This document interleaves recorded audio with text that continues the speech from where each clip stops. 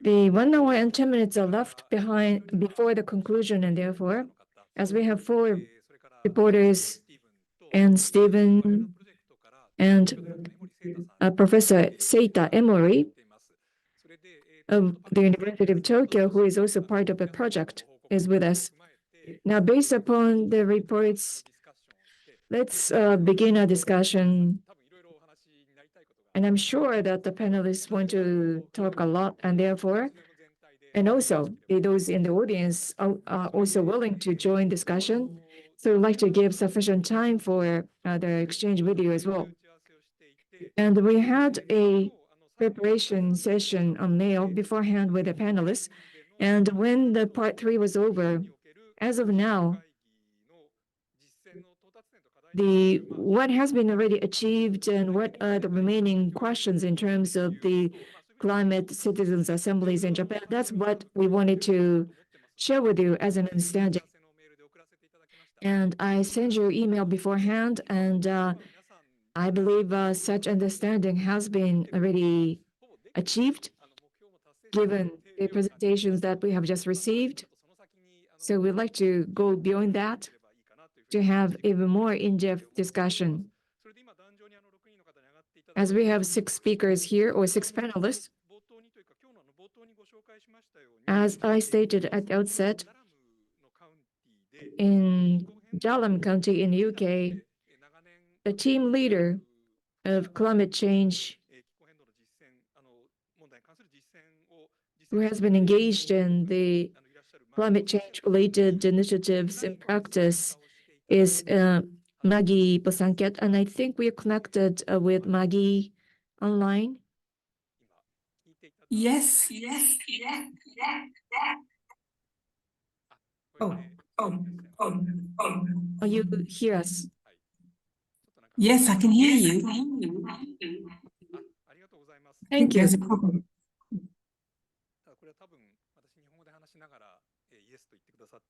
When I said in Japanese, I think she is listening through translation. And Maggie, you are currently hearing discussion here through simultaneous translation. And in part 3, toward the end of this session, I'd like to turn to you and ask for your comments toward the end of this panel discussion. So now, without further ado, we'd like to begin panel discussion.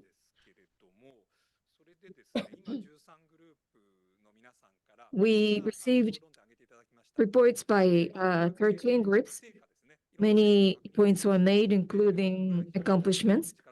That was quite encouraging to me as well, personally. On the other hand,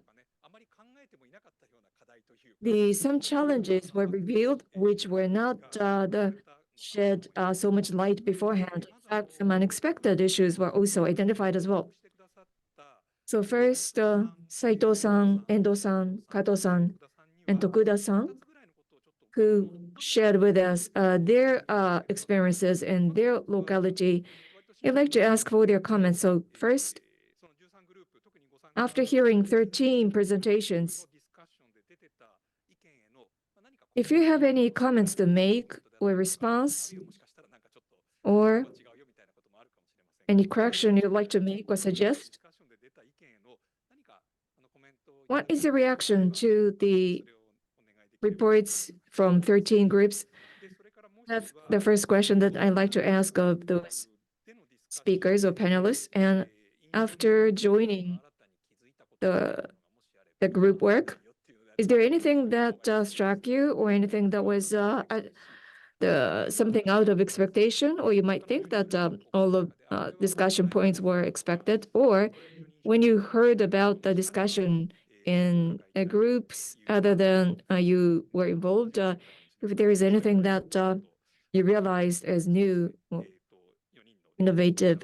So those are the questions that I'd like to ask of those 4 speakers. And then to Professor Emory and Professor Elstab,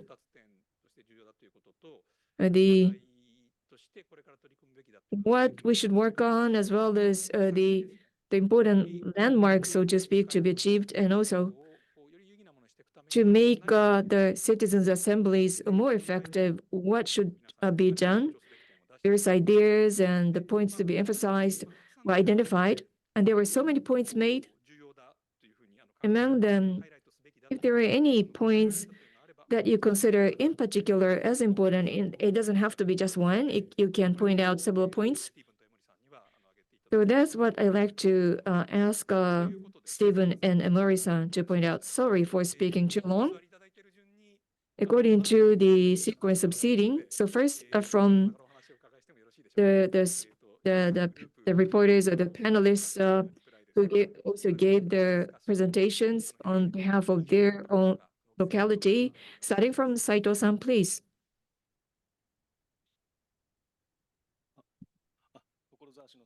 Saito of Tokorozawa City. Thank you very much for your presentations. I'm quite impressed with some issues that were raised by group number 2, I think. That's about the goals. If goal is not clearly defined, then that could result in confusion afterwards. I think such a comment was made, and I quite agree with that. So with all the panelists and those engaged in the administration operation, they have to share the common goal and understanding on the common goals. Otherwise, then you will be at a loss as to why you are there to begin with, what you're talking about. It has to be clearly defined in the beginning and has to be maintained until the end. That's the very first thing that should be defined, and I can't agree more. And I belong to group number 1. And we talked about random sampling, and what struck me was that not only random sampling, self-selection could be another way for participation. And stakeholders could be also involved. Actually, that was my original idea as well. If we try to keep the principle of the random sampling so that we can reproduce the mini publics, from time to time I felt somewhat uneasy because that may result in exclusion of those people that were willing to join. And those people that were not selected, or those people who did not receive invitation, and then this is something that has nothing to do with them. Yet, I thought that those people, if they were interested in joining, then they could be included. But then in the course of discussion, I heard that that is not the case, and therefore, in the case of the Tokorozawa, we kept a random sampling, and finally, I was convinced that the random sampling was a way to go. So those are the points that were quite impressive to me. Thank you very much. In fact, your comments really reflect discussion. In the morning, Saito-san, when you gave a report, and you emphasized the random sampling process, and that was a kind of discovery to me. And after hearing your comment, I thought from time to time you thought whether that was really the way to go, but now you're finally convinced of that. Thank you. Now, Endo-san, if you can tell us about your impression after hearing the presentations or after participating in other groups. Yes, I will try to be brief. Endo from Atsugi City.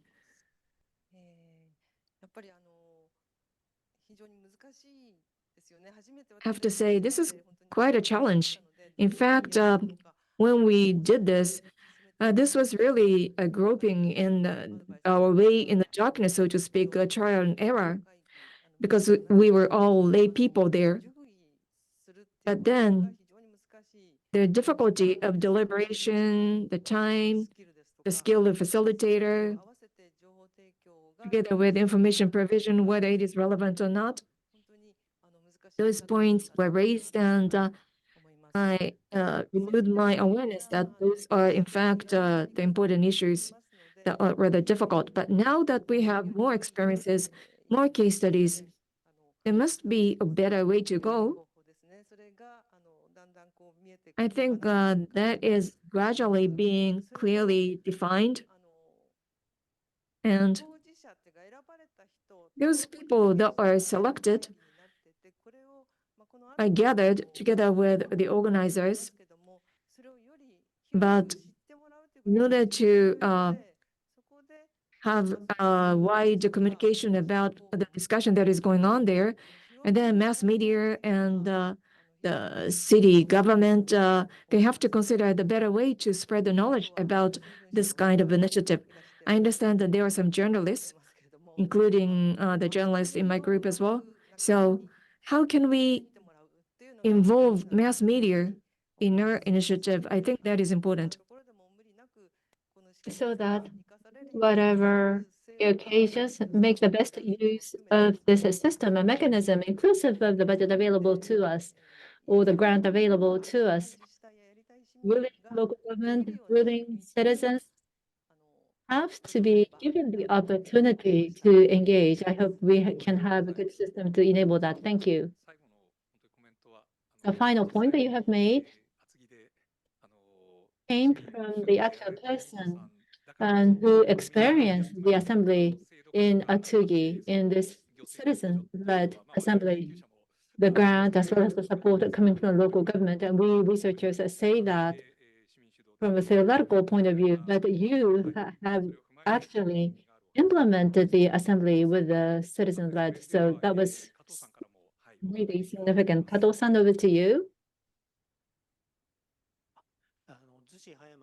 Tsushi Hayama. I'm involved in the Climate Citizen Assembly. I'm Kato. Listening to all these report back sessions in the past several years, within a very short span of time, the activities of the Climate Citizens Assemblies are taking place at different locations. It is spreading. That is how I understood.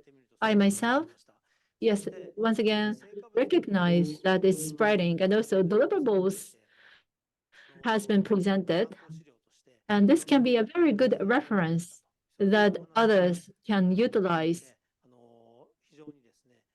Some have commented on that point. So our activities can be a reference to others. No. The feedback that we have heard said that they have deepened the understanding among the participants, which led to the behavioral change. Those involved in the operations, I'm really happy to feel those comments. Another point that I noticed is that, and this was discussed in my group, random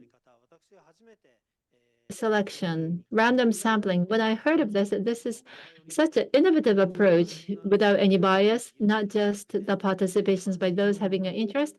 Some may not have a high level of interest, can participate. This is such a democratic approach. However, listening to today's discussion, to ensure the representativeness might be changed. Those who did not open the envelope, there may be some people who did not open the envelope, and or those people who do not have a leeway to participate. So how to collect the voices of people who did not participate is one of the challenge. So random sampling is a wonderful method, but we should not just rely on that. There must be some other channel to collect voices of others, and also self-nominations may be another approach. So we should not just stick to this model, but let varieties of people to participate. That can be one of the area of research. Thank you. That is a very big homework that you have presented. Later on, Stevenson and Professor Emory will address the same thing. So this is taken as the challenge, and we look forward to their comment. Tokuda-san from Tsukuba. Thank you. Listening to the presentations of each group, inclusion was what was most impressive. I believe there are two aspects in the inclusion. One is within the venue, inclusiveness in the venue. The people in the venue will be heard. So it is a role of the facilitations in the narrow sense of the word, and also to be included in the fora, external or wider concept of inclusions now with random sampling and to create the mini public or the microcosm of the society.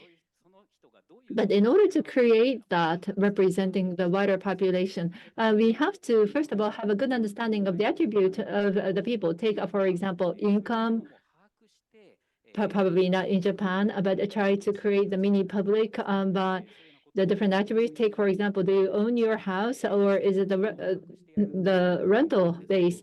And or how about the educational level? Is it really possible to obtain such information or the attribute information? Unless we have an access to the information, it's difficult to have the minority being included. In order to overcome this, one possible method is, take, for example, there is a case from Ireland, door knocking method. Rather than sending out the invitation letter, knock the doors once in every several house to ask whether do you fall under certain attribute, or social workers who will do the recruiting on the street. So that may be effective way. Now, in case of Tsukuba, there are many non-Japanese people living in our city. So the foreign nationals, if they were picked up in the lottery, we have placed a sticker on the envelope. And if there is a language barrier which hinders or make one hesitate to participate, and this is a approach that we were willing to take, and we did not actually implement this.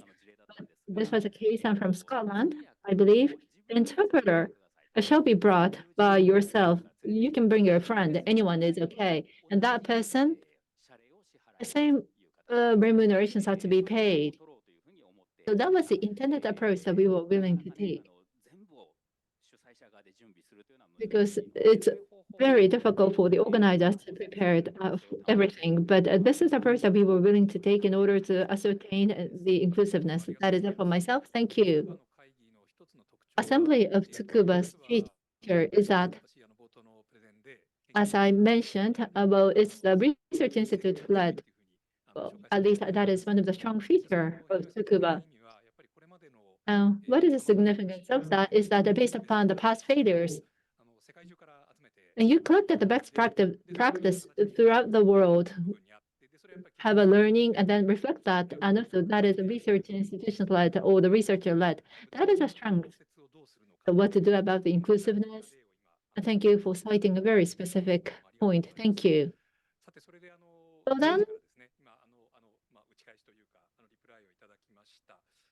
you have replied, made a reaction. Some have to be taken as the research challenge. Now, inclusive of what you have heard, and now that you have listened to all the discussions and all the points raised by different groups, and also the case reporter presenters made the reactions. Please pick up some of the important points. It can be one or several points. Emori-san and Steve. And Emori-san first. Thank you. Well, thank you very much for all these reactions. If not, well, I will ask Stephen to make a general comment. And let me speak from more narrow perspective. From my capacity, for one thing, from the viewpoint of the information provider, I was involved in the assemblies. From that perspective, let me make some comments. It depends on the assemblies that's been implemented, how to select the people who provide the information.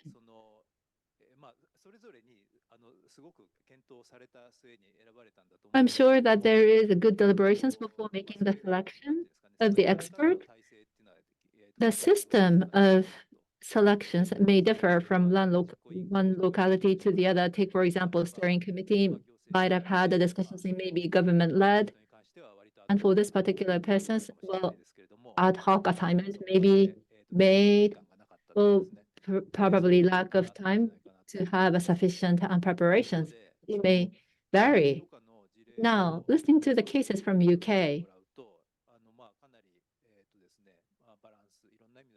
it's balanced from the different perspective, particularly those providing information or persons who make the comment from a certain perspective. There is a clear distinctions between the two. Now, if we are to hold the future assemblies, this is the area that we have to review.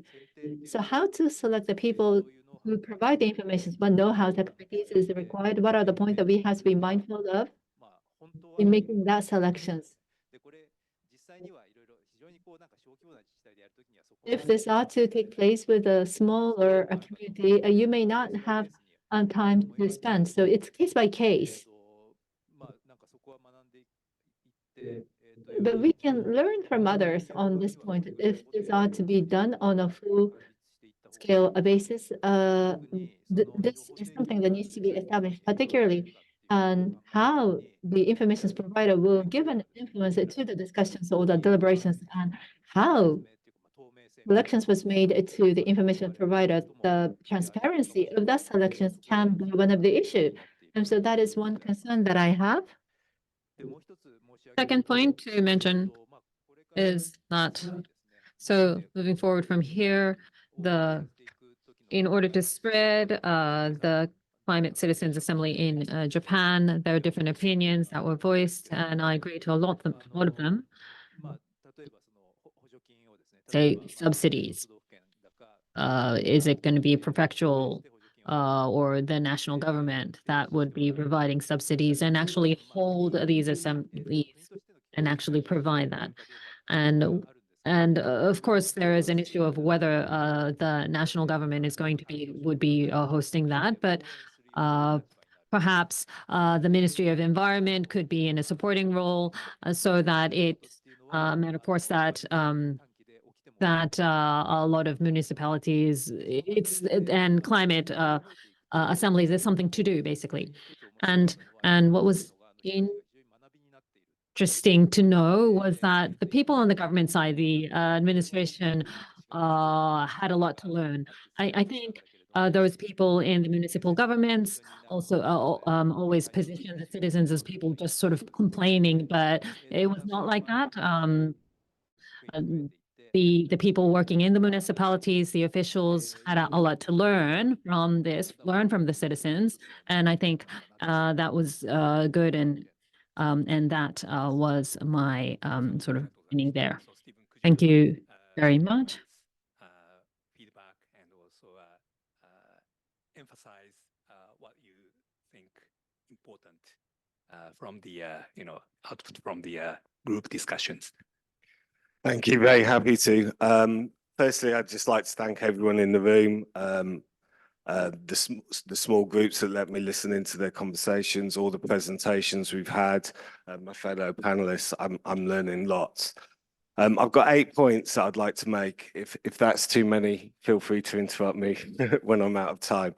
The first point is what I'm seeing here of learning about these cases is that the standard features of climate assemblies are being implemented and many times. So that's great to see.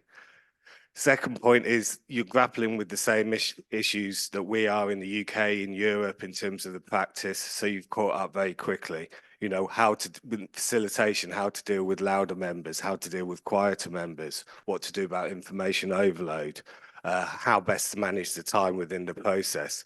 What about no-go issues, whether that be from the government or the assembly members themselves? So these are the same sort of issues that we're trying to work on. One thing I think is slightly different is the uptake on this point 3, uptake of invitations in Japan seems lower, certainly than in the UK. I'm not saying it's high there either, but I would say it's higher.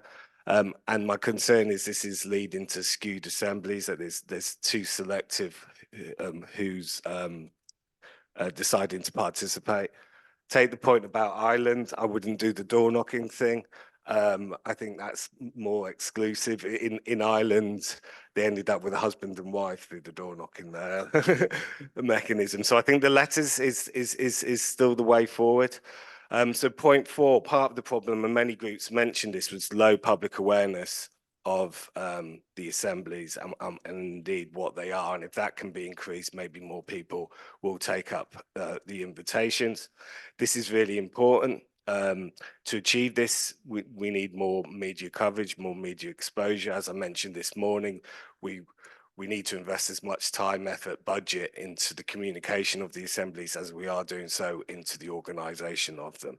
And this is important because, again, many of the presentations mentioned that not only is participating in assembly leading to attitude change of the assembly members, but behaviour change as well. This is quite remarkable. For example, in Climate Assembly UK, the research I've done, we followed up 2 years after the assembly, and many of the assembly members have still changed their behaviour, so that it's durable changes as well. However, as I also mentioned earlier, we are dealing with small numbers of people. We want to scale this up across society more so. So we need the public who aren't participating in the assemblies to be aware of them. Point 5, it's great to see, I think, the policy impact of the climate assemblies here seems very good, greater than in the UK on the face of it. I think we probably need to drill down and actually see if that is the case, but it's great to see. And surprising as well, in the sense that my research suggests that in order to achieve good policy uptake, actually public awareness is often required, because it puts the pressure on the government to adopt the policies, whereas if the public aren't aware, it's too easy for them to ignore. So that's great to see. Where's point 6? So I've heard the term dialogue mentioned a lot today. I've heard the term deliberation mentioned a lot today. But I think it might be dialogue that's going on in the climate assemblies. This is the same as within the UK. I've made this point to lots of practitioners there as well, so it's no different. But they're related but different types of communication. Dialogue is about inclusive discussions, about coming to understand each other's positions, but not about trying to resolve those differences. Deliberation is about trying to resolve those differences through justification, and that's a crucial element to try and include in the discussions through facilitation, if you can.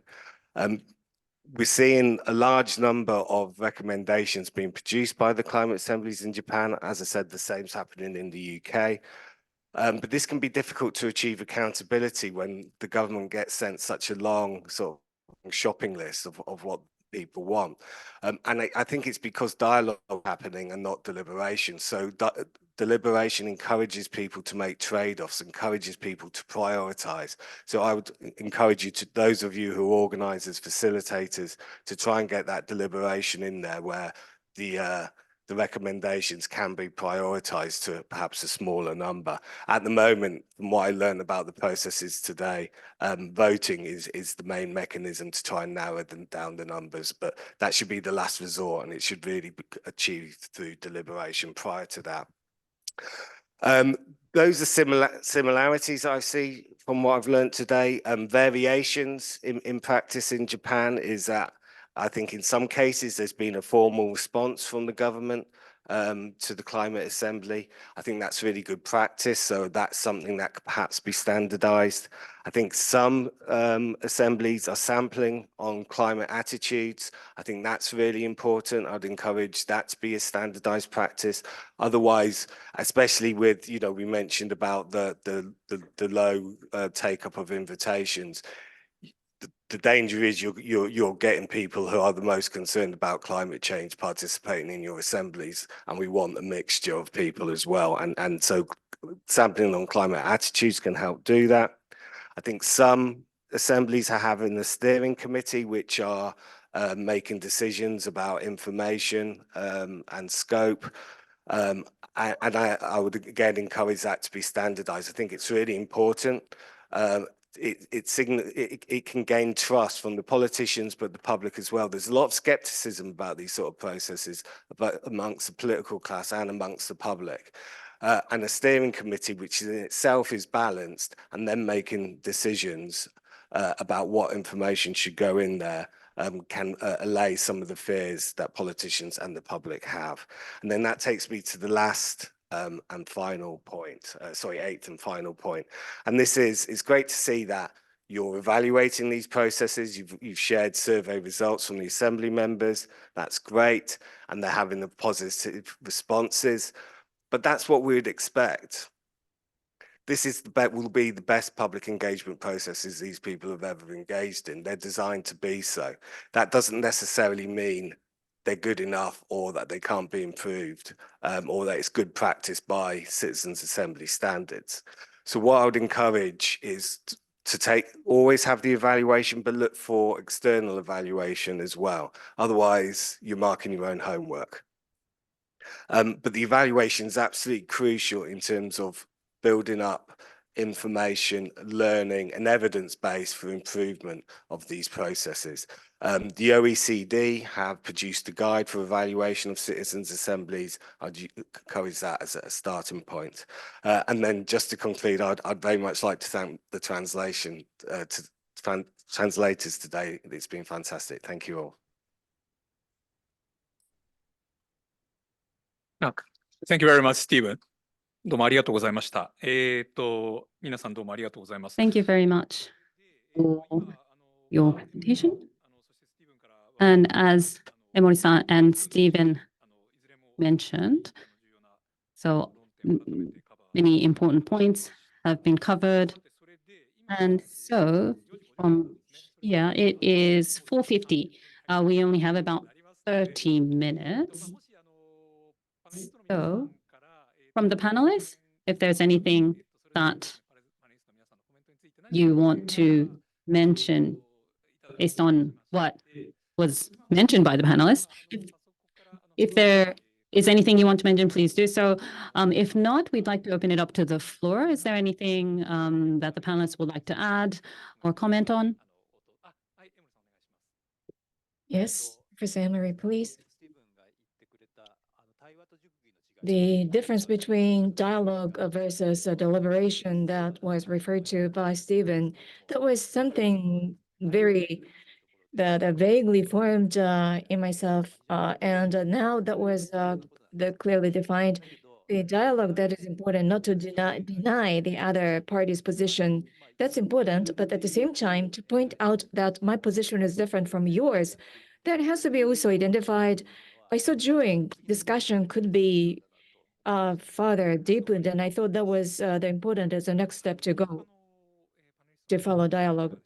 Any other reactions from other panelists? Thank you very much. If not,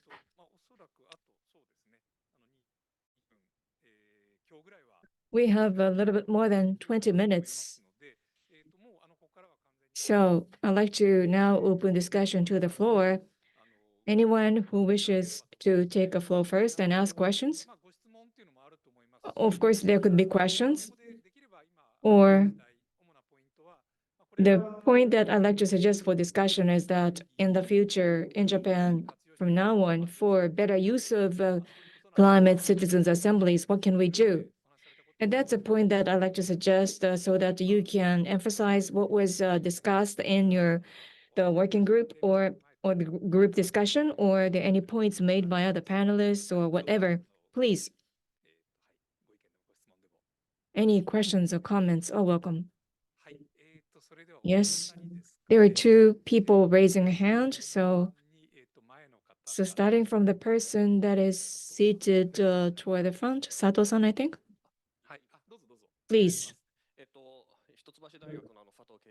Keiichi Sato of Hitotsubashi University, thank you very much for your discussion. I'd like to thank all the panelists. About deliberation that was raised, something that I'd like to ask about your comments based upon your experience. To me, this is the point that the Japanese are least good at. In general, whenever we're engaged in dialogue, first we try to come up with ideas, and then we try not to deny other parties' positions. And then when we try to identify priority, that's so difficult because we can't deny other positions. So as a way to facilitate, how can we bring it up to deliberation? If there is any way for deliberation, any method? And the second point is that, especially in the case of those that are in charge at the municipality, local governments, if deliberation was actually achieved, then there could be some side effect as well, I think. That is, in some cases, your positions may not be reflected in the final result. So based upon your experience, whether the deliberation was actually possible, and what kind of side effects you can think of to realize deliberation based upon your experience. If you can share with us your experiences. Thank you very much, Sato-san. So as a theory, how can we facilitate a deliberation? So maybe we'd better ask Stephen or anyone else, or anyone, I think. Okay, so to any panelists, but first, the Stephen, if there is any kind of theory to facilitate deliberation. It could be different from facilitation in general. So if you can share with us your views about facilitation for deliberation. Yeah, sure. It's so dialogue and deliberation, as I mentioned, different styles of communication, and therefore they do require different styles and techniques of facilitation, and actually even design of the process for that matter. I mean, it's hard to go into the details on specific facilitation techniques, but there is a literature on this, which I'm happy to share if you want to follow up. But it's the crucial thing is about putting justification at the heart of the process. So it's not just enough for people to have an opinion, express it. Yes, the others, assembly members need to show some respect to that, but they don't have to agree with it. And it's the justifications that are provided should be the basis on whether they agree with it or not. So it's making sure, you know, when people assert an opinion, you say, you follow up and say, oh yeah, could you tell us a little bit more about why? And then you can ask the, what do others think about that? Don't just let them say, oh, I like it or dislike it. Oh, again, why? And then you're starting to create that deliberative exchange. But there are more specific design processes, which I won't go into now due to time, but I can follow up, as I mentioned. You mentioned the danger of, well, what about the minority? What about their views? Are they going to be captured? And you're right, that is a concern. So what can be good practice is to include like what we call a minority report. So this is what most people in the assembly thought, but there were some people who had these views. And when you report, you give the reasons on both sides as well. And then other people engaging with it who weren't in the assembly can make their mind up based upon that. はい、どうもありがとうございます。と Thank いう you. So, justification. And that's what you said. Why is that? If it is clarified, that's an important point, and also minority report to be produced as practice. Now, after hearing that, and Sato-san, you said if it is going to be introduced here in Japan, that would be quite challenging. That is deliberation, according to Stephen, if it is to be pursued. Suppose that there are two opinions, A and B. You can't achieve both because of the time and economic or financial the limitations. So which one to choose? That's what has to be deliberated in Citizens Assembly, if that's the case. And then for Sato-san, those panelists should have also experienced such challenging or difficult situations. Well, Tokuda-san, you were smiling, and you were a facilitator, so if you can share with us your experience. Thank you. I'd like to begin with assumption, and this is somewhat overlapping with what Stephen said. I always try to keep in my mind, and something that I'd like to ask you, for those who are here, I'd like to suggest no longer use the word discussion, although discussion has been mentioned again and again. Whenever we say discussion or giron in Japanese, the one situation that will be for the consensus formation or forming a consensus, and then there is debate. Those two might be mixed with each other. Therefore, I'd like to suggest not to use the word discussion for now. Then what could be the alternative? That's rather difficult to choose, but anyway, with that assumption, what we can say about Japan, there has to be a conversation. Otherwise, there is no dialogue. And without dialogue, there is no deliberation.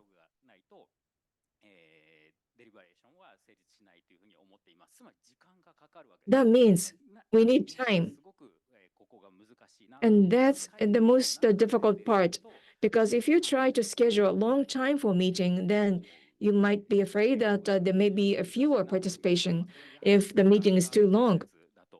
Still, time is important. We have to accumulate our experiences spending time. And some technical aspects and something as what should be promised, yes, and. So first say yes and accept the other party's position, but then come up with some suggestion. So this is like a ball catch. Receive the ball and then you throw the ball again as a suggestion and justification. Well, in Japanese, when you are asked why, and then you might feel as if you are accused, but let us consider the techniques of how we can say it in a different way.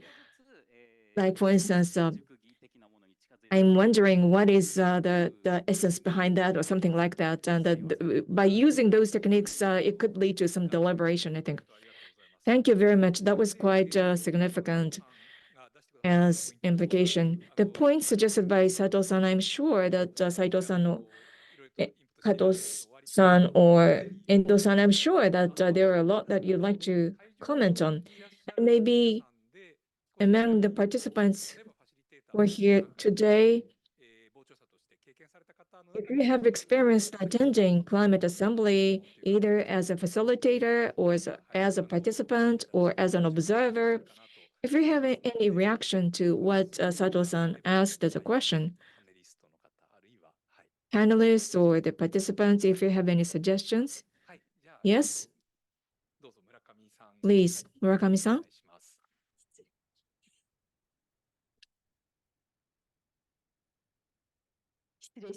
Sorry. Murakami is my name. I'm from IDEP, and I'd like to share with you the case in Kawasaki. In Kawasaki City, consumption, mobility, and residence or housing, those three themes were selected, and we spent 2 days for extensive discussion on each theme.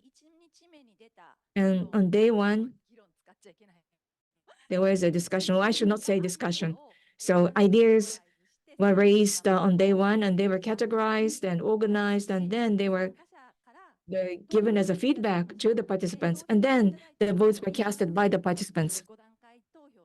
And also it was 5-level voting, agree, disagree, and why do you agree or disagree? And Secretariat also compiled the different responses. And if there are dividing opinions, we also sort them out and send them to the participant prior to next meeting. So these are the points, and these are some conflicting points. So why don't we deepen the discussion in the next session?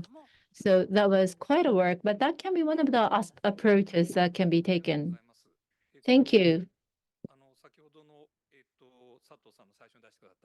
What Sato-san has mentioned in your questions, any clue to the facilitation? Now listening to what you have mentioned, facilitations and is the role to be performed by the facilitator. But Murakami-san has mentioned it's not just about the facilitations. During the meeting, however, in the preparations and of the meeting, there is a way to deepen the deliberations. And sometimes it may be a bit difficult to be adopted here in Japan, but you may be able to take the approach that Murakami-san has mentioned and to pursue what is the intent behind in order to further deepen the deliberation. On the same point, are there any other opinions? Saito-san, please. Saito from Tokorozawa City. In Tokorozawa City, what we experience, based on our experience, first of all, whether we can reach deliberations, I initially thought that that seems to be very difficult, and after conducting the assembly, I feel the same way. Whether I was a high school student, or the older people, or the elderly who participated in the assembly. I'm not sure if this is a feature of the Japanese national, but I should not say discussion, but people are not used to constructive conversations. So many people are not accustomed to having a constructive conversations. You may be one of them. Take, for example, if you sit in a local municipality meeting, is there a constructive discussion? Communication taken away? Probably not, but people get together and will it lead to deliberations? It seems to be very difficult. That is why we should not interrupt, we should not deny. That is a rule that we have set. Well, we should not have such a rule, but in order to, I should not say discussions once again, in order to have a constructive communications, these are unnecessary rules, but we dare to set a rule. So what we done at Tokoroza City in the first session, it was like a game. The practice for the group work. So the first session, we did not go deeper on the theme. Well, this is a grand issue of the climate change. And what are your views? We had a practice session. So to generate ideas and then consider what are the challenges and issues and then consider the solutions. So these are the steps that were discussed and we tried to deepen the conversation. So that was the practice sessions. We thought that people could go through those practices. But this seems to be the common issue. So I'm not really sure if we can reach the stage of deliberation. I'm doubtful. Thank you. Thank you very much for very candid opinion. Others, panelists, if you have any further comment, please, Masashi-san. Tokuda-san already mentioned something very similar. Even if you do not deny, you can have a very smooth communication. This seems to be very good. Well, people tend to deny others, but even if you don't deny, in order to change for the better, if you feel uncomfortable, then ask, why do you think that way? You can raise the questions and ask for the reason, and then try to come up with a common recommendations. And so to identify the commonality is something that not so many Japanese people are accustomed to. I sympathize with others' idea. And you should express that with a diverse audience and to engage in such a communication. So if it can be accustomed to that, we can further facilitate the communication. Thank you. Yes, I agree. Stephen used the term justification, but put it differently, the common ground, the common foundations, you should seek for the common ground. There are several things that we should be mindful of, or in order to have a deliberations, what is it that we will be able to do? Well, thank you very much for giving us different ideas.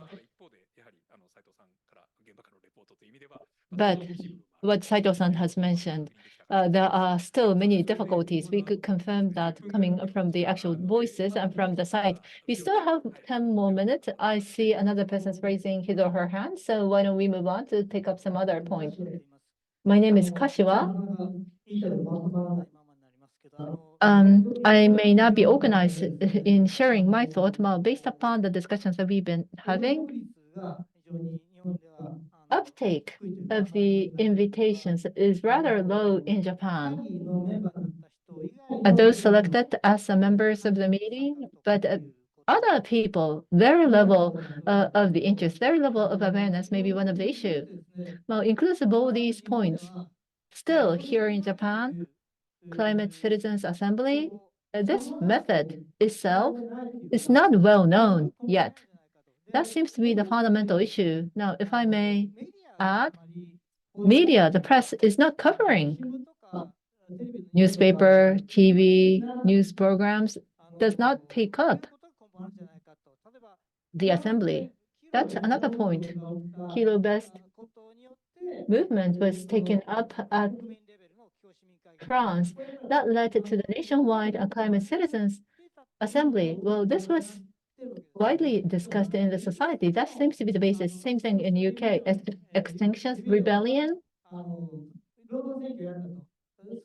voted for labor in the lower house, and this have led to holding of the Citizens Assembly.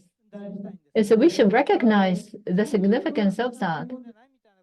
And that is lacking in Japan. I believe that is written by Professor Emory. So from the different perspective,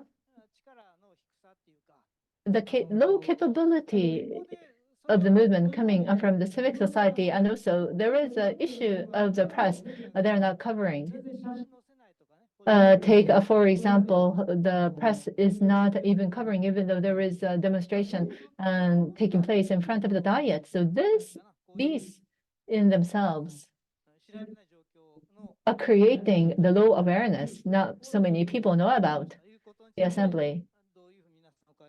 So what are your views on this point? I want to ask your opinions on this point. Another point, Professor Emory, you talk about the transparency of selecting the information provider. That is also important. One point significant about the climate assembly is that based upon the scientific knowledge coming from the community, that is a significant, well, current policy in Japan. Just some stakeholders, particularly METI, and those powerful stakeholders or existing people in the energy, they're very vocal to set the course for the policy. But something opposite have to take place, originating from the local community. That in itself has certain significance.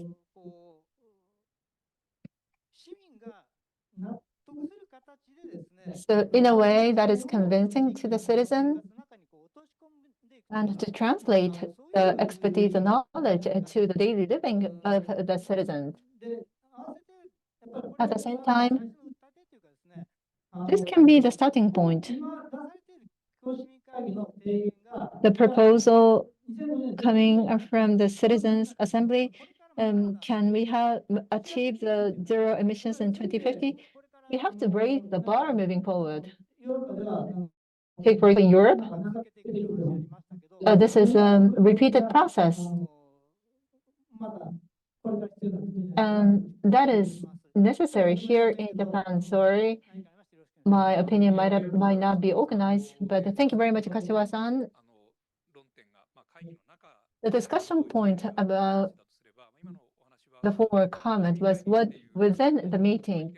Now, we've been sharing about on how the Climate Citizens Assembly has been held, and outside of this meeting, on how is this Citizens Assembly can be positioned. That's what you have mentioned. And this is a very big point that was raised. So from the panelists, if there's anything that you want to mention in response to that. So in order for the Climate Citizens Assembly be taken up, or what kind of a positioning that the climate assemblies would be made in society, more wider society. And I think there's the role of media, that what they can play. And so if there's anything that you can mention on that. And for Professor Emory, the role of experts, of course, they have a position or a specific role there. And Stephen, if there's from the external dimension, so what would be the sort of external sort of aspect of the Climate Citizens Assembly, how it would be positioned outside the assembly itself? And I think this will be the last point raised. So I would like to hear your take on what was made. And also, lastly, we'd like to have Maggie make some comment at the very last part. So this is Saito from Tokorozawa. So the positioning of the Climate Citizens Assembly, and I'm part of the municipal government, so I'll be talking from that position. So I mentioned that we didn't go to the deliberation stage, and I think that's fine because the citizens that we have, the people, older people, younger people, students, to actually, I think it was very important that people can actually express what is on their mind. And I did mention that we did not make deliberations. I may have much, but to be able to express your views and for the city to actually accept that or absorb that. So even if there are diverse opinions, there were some silly opinions as well, but that is an important opinion of the citizen. And that strong resolve was something that was important for a government official to be involved in initiatives such as the Climate Citizens Assembly. I'm Endo from Atsui City, or Atsui. So for us, it was just ordinary citizens raising their voice and being involved in this initiative. So different to Tokorozawa City.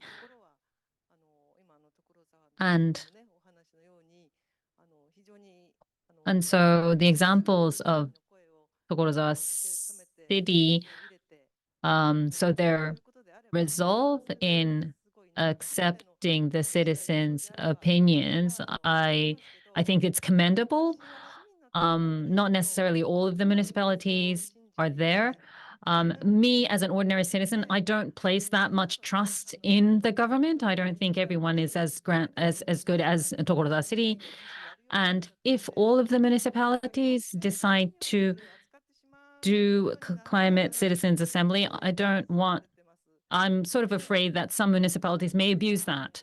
And in Atsui, so ourselves, and we were able to build a good relationship between ourselves and the city officials. So that was what we were able to do. But my position is that I want the citizens to take the lead, not the government. So it's good that the city or the municipality was involved because it's important. Without their involvement, it won't be reflected in the policy. But I think it'll be ideal to have the citizens take the lead, including what is going to be discussed. I think to have that kind of a mechanism would be ideal. That's my personal opinion on that. Thank you.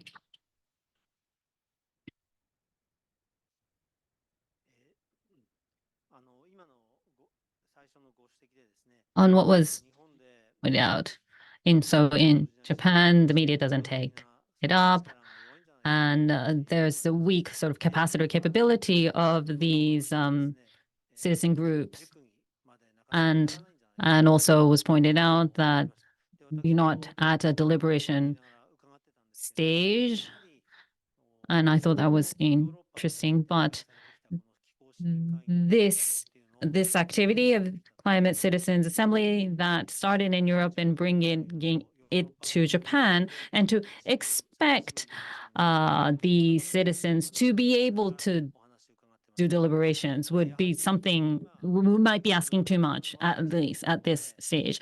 And Murakami-san mentioned Kawasaki. So the preparation before the assembly, there was a lot of effort put in that. And that is pretty typical of how Japanese people behave, try to avoid conflict. But such preparation, so there, these people, how Japanese people behave. Of course, there would be a regional uniqueness. So actually adopting to the features of be a culture, be it a region, I think that is something important as we move forward and adopt this. Thank you.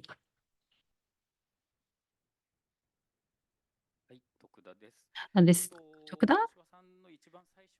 So, and Kashiwa-san mentioned about uptake, low uptake. So the reason why there's low uptake is that we have not experienced a sort of rich discussion or dialogue. So we have never really had, Japanese people haven't really had the experience of a rich dialogue or discussion. So I think it's important to increase the opportunity for people to be involved in rich and enjoy and discussions that you can enjoy. And deliberation is sort of like criticism as well. I think it's not criticism that we would avoid, but negating people or disproving people, that is something that we want to avoid. Being critical, that's necessary, and actually it's fun. So the word hihan, criticize, people actually cringe when they hear the word criticize. It's sort of more looking deeply into the subject and say if we see a spread of the Climate Citizens Assembly to sort of create civil society and that would contribute to the involvement of democracy. And I think through these activities, I hope that we could see a healthy growth of the civil society. Kashiwa-san, thank you very much for your feedback. I think it's a very important point that you've mentioned. And I have been involved in the activities starting from Sapporo City, and compared to the UK and France, there isn't much pressure from the citizens, so I don't think that the national governments would be willing to do this. That is at least how I see it right now. Having mentioned that, and in Japan, the background to why we've seen sort of more municipalities working on the Climate Citizens Assembly. So this sort of the head of municipalities, I think some people have taken this as an interesting way to reflect people's opinion on policy, and that's why we've seen the take. But the head of these municipal governments, but there would have been people who have actually recommended this to the mayors or head of municipalities or whatnot, recommending these books from Professor Mikami or whatnot. And so in Japan, there were people who thought this would be useful, who started this movement, and I'm sure, and I think there was someone like that in Tokozawa City who started this movement, and so sort of bottom up as well as top down, and I think that brings us where we are right now. And I believe that represents one of the important examples, precedents of the bottom-up approach. So I would say that we don't have to give up hope. In Japan, there may be less the pressure from citizens, and I really wish that there will be more interest shown by the citizens. And despite that, still we are seeing that those activities are spreading nationwide, and that may be the Japanese way to go. And also about the involvement of experts, Kashiwa-san also referred to that, creating a steering committee, trying to ensure transparency and to maintain a balance, and then choose the information providers. If such is done, then it could be rather counterproductive to what you were thinking about. Suppose that you selected experts who show great interest in renewables. For decarbonization, renewables should be promoted, and therefore let's invite experts on renewables. On the other hand, if renewables are introduced they so rapidly overnight, then there could be some side effects, and therefore, to strike a right balance, we may have to choose the people of different opinions. In such a case, those citizens that are eager to promote renewables, their expectation may not be always met. And then there may be certain tension that could be generated on the agenda, so that from dialogue to deliberation, the kind of transition might be born out of such transition. Whether the deliberation here in Japan could evolve in such a way, whether there is such a desire, expectation, I don't know. But so far, if I look at the points that were raised so far, there will be the important the trigger for moving us to the next stage in the climate assemblies in Japan. Thank you very much.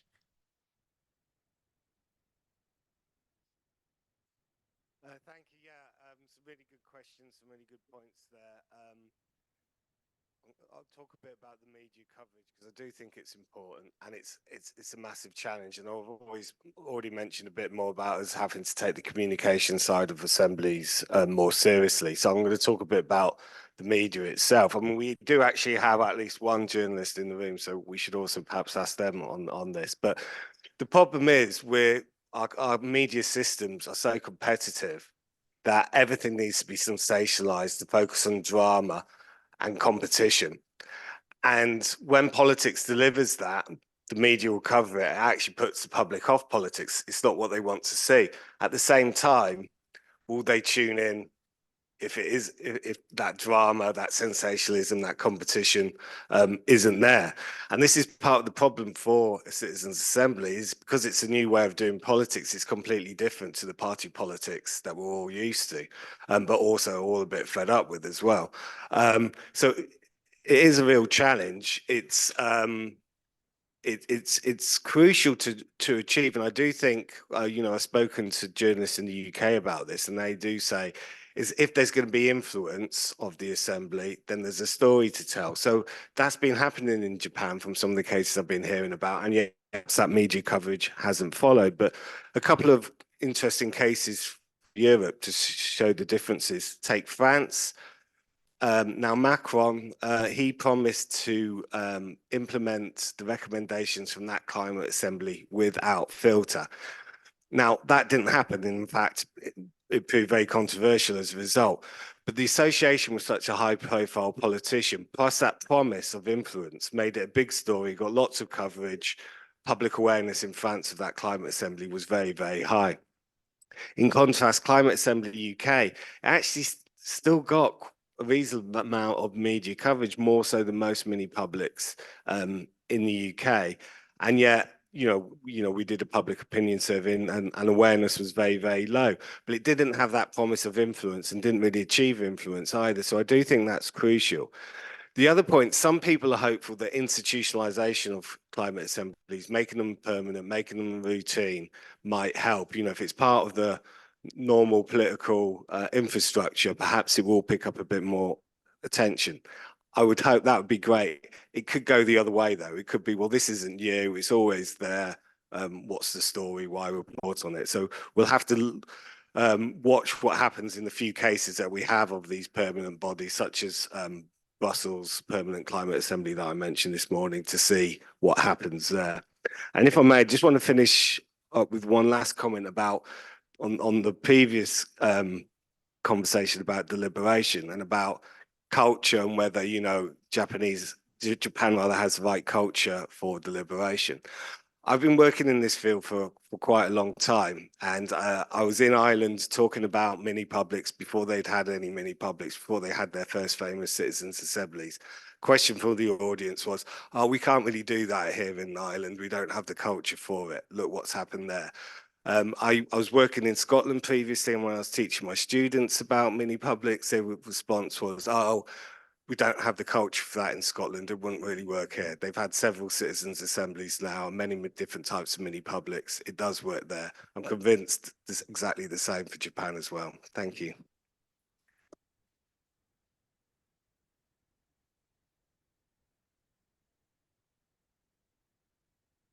ありがとうございました。 Thank you. それではちょうど時間ですね。はい、ちょうど時間になりましたので。 It is about time to finish our discussion, but with some time granted us. Maggie, can you hear us? Are you there, Yes, I Maggie? can. Can you hear me? Could- Yeah, I can hear you. And Great. The topic of this workshop is actually regarding the climate assembly and climate democracy. And so it's like, Japan, UK mutual learning on these topics. So I'd like just ask you impression or comment after you listen to the discussion here. Absolutely. Thank you very much. Well, first of all, it's been amazing to hear, and thank you for inviting me. I'm so sorry that I couldn't be there in person with you, but I have an impression of a huge number of people very involved and an enormous amount of energy. This feels like a very spreading movement, a very important movement. So it's great to see the Citizens' Climate Assemblies happening. And from the feedback, it was good to see that people are understanding climate change is not a separate subject. It's part of health, it's part of quality of life, it's part of environment, it's part of the way that we live. So that was an important message. I think everybody was saying the same thing, that the citizens' assemblies need a lot of resource, a lot of time and money. They also need very good expert advice, and the assemblies will only be as good as the quality of the expert advice that's put there and the data that you have locally. I think everybody has mentioned as well the risk of leaving out many citizens. You select a small group, where is everybody else? How do you reach them? I was fascinated by the idea of a national assembly. I think that is a really interesting concept. I take Stephen's point that if it becomes a permanent thing, it may get ignored, but I think that is a valuable way forward. I will ask, as I always do, are there other ways to engage, to work with existing groups and recognize the priorities of groupings of people that already exist? And if you talk to people in their workplaces, in their homes, in their communities, that can be a good way to reach them. I suppose the key point from me is we have a climate emergency. Our climate is falling apart and our life depends on that. We have set targets for net zero by 2030, certainly by 2050. So time is the most important thing. We are running out of time to save the world. That's a very dramatic statement, but I believe it's true. So we need to reach all citizens and we need to engage all citizens. How do we reach beyond the selected assembly members to make sure that everybody has a voice? I would also say we need to move from talk into action.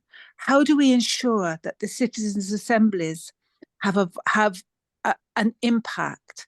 Public engagement is only valuable if it can lead to policy changes, to behaviour changes, to changes from government, to funding and resources coming forward to tackle climate change. You are creating a fantastic voice with the citizens' assemblies, but the assemblies need teeth as well, because climate change is so urgent. Will government listen?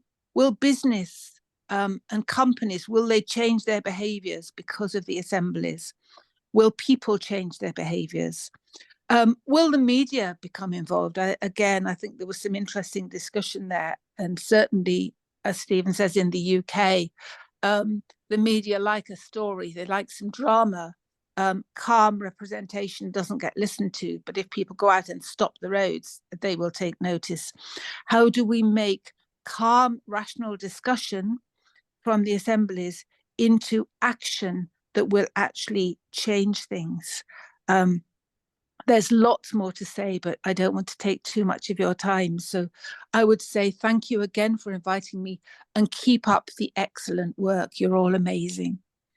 Thank you. Thank you very much. Thank you, Maggie, for your highly suggestive comments. I guess it's 8:30 in the UK, right? It is, yes. Yeah. So It's thank you very more- much for joining us from early morning.